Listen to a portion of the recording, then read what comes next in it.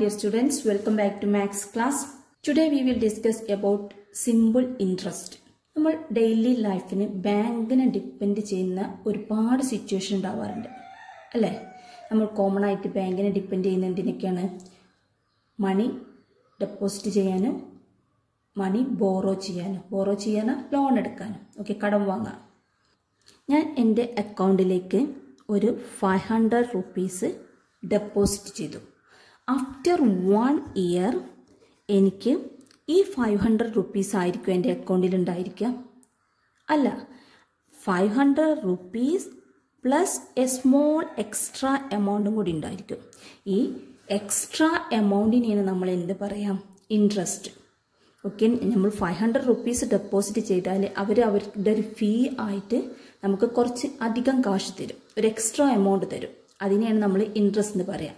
അതുപോലെ തന്നെ ഞാൻ ബാങ്കിൽ നിന്ന് ഒരു 10,000 rupees ബോറോ ചെയ്തു, ലെൻഡിന് വാങ്ങി അല്ലെങ്കിൽ ലോൺ എടുത്തു. ഓക്കെ, ഞാൻ ആഫ്റ്റർ 1 year അല്ലെങ്കിൽ എൻ്റെ ലോൺ ക്ലോസ് ചെയ്യുമ്പോൾ ഞാൻ ഈ 10,000 rupees മാത്രം ബാങ്കിന് തിരിച്ചു കൊടുത്താൽ മതിയോ? ബാങ്ക് അതിനൊരു സ്മോൾ എമൗണ്ട് ഫീ ഈടാക്കുന്നുണ്ട്. ഞാൻ എന്ത് ചെയ്യണം? 10,000 പ്ലസ് എക്സ്ട്രാ ഒരു സ്മോൾ എമൗണ്ടും കൂടി ബാങ്കിന് തിരിച്ചു കൊടുക്കണം. ഈ എക്സ്ട്രാ സ്മോൾ എമൗണ്ടിനെ അല്ലെങ്കിൽ എക്സ്ട്രാ വരുന്ന എമൗണ്ടിനെയാണ് നമ്മൾ എന്ത് പറയാം? Interest.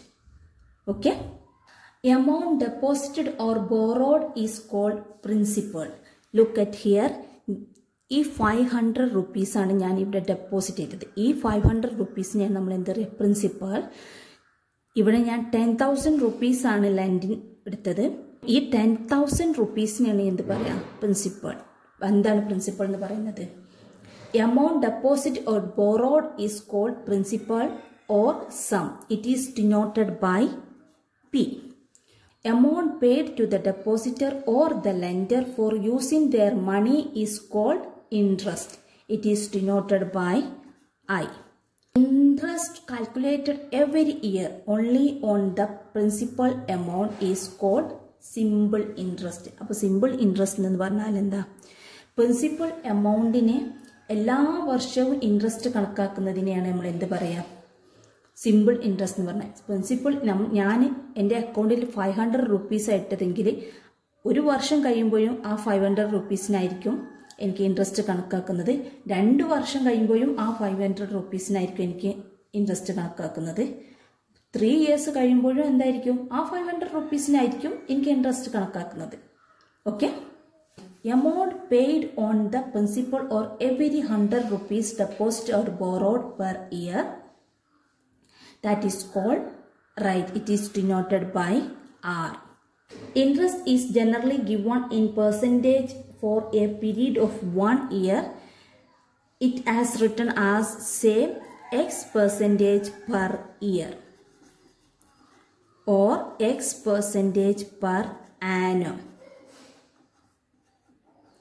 In short, X percentage PA. Here PA is per annum. Okay, ഓരോ 100 രൂപയ്ക്കും എത്രയാണോ പലിശ കിട്ടുന്നത് അതിനെയാണ് എന്ത് പറയുക? റേറ്റ് എന്ന് പറയുക. What is amount? At the end of the year we return the money to the bank with interest. That money is called amount.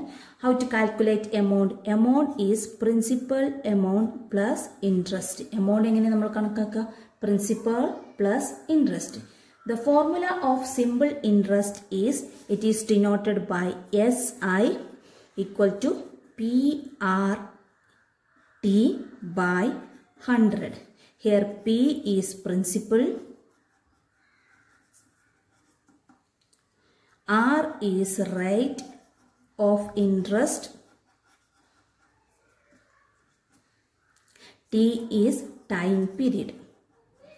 For example, Anita takes a loan of 5,000 rupees at 15% per year as rate of interest. Find the interest she has to pay at the end of 1 year. What is the formula of simple interest? He denote the simple interest is SI. Formula of simple interest is PRT by 100 P means principal, R means rate of interest, T means time period. Okay. Given that the question principal is 5,000 rupees. Okay. R is 50%. T is 1 year. Substitute this. P 5,000 into 15 into 1 by 100. This 2 0 is cancelled. 50 into 15. 15 into 5. 5 into 5, 25. 2 is remainder. 5 into 1, 5. Add to 7. Here is 50. Interest for multiple year.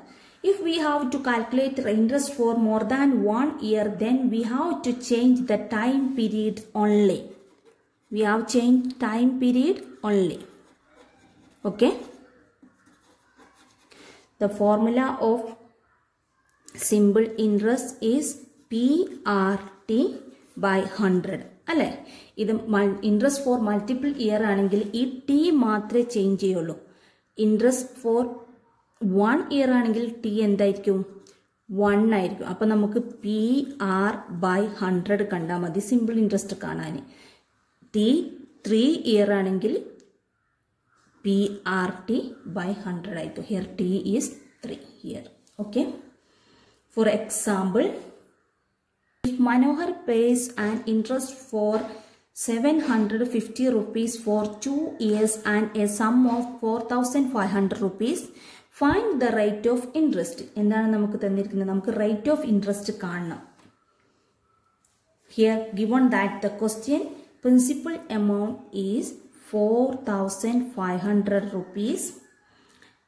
Time period is 2 years.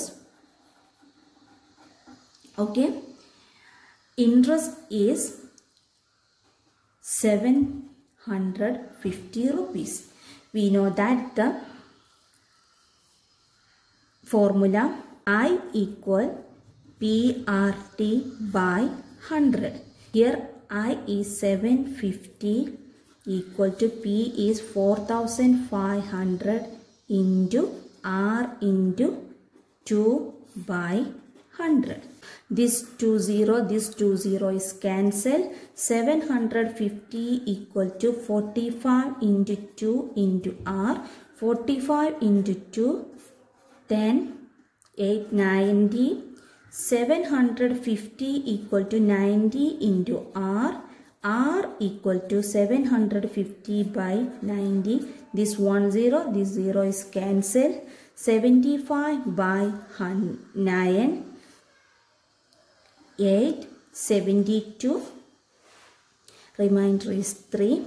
We get 8, 3 by 9 percentage.